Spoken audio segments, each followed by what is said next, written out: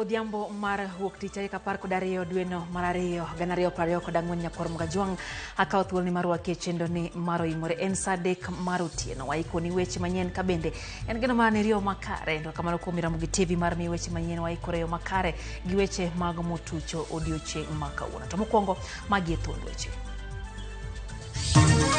Important in those includes what the President had previously requested, the entrenchment of the gender rule, the creation of the office of Prime Minister, the creation of the office of Leader of Opposition. Od bura oikore ne twak e weche madito moting'o report mar NADCO ka oyawe odiochieng' makiny.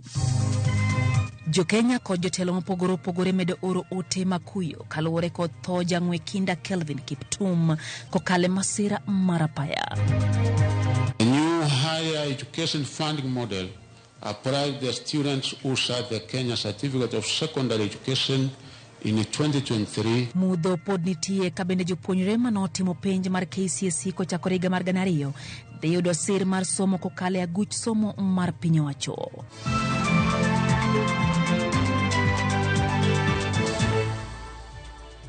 Machiegni nyakoro Mgajwang' e chenro ni mar Oimore wantiere gi jaloko marwa Elizabeth Otieno be thuolo mar miyo wapachi laiwa mar tudruok kata SMS hari adek ochono ka bende wantiere live yudo kache Facebook, YouTube gi mbui wa duto mag tudruok warwako pachi e chenro ni mar Oimore.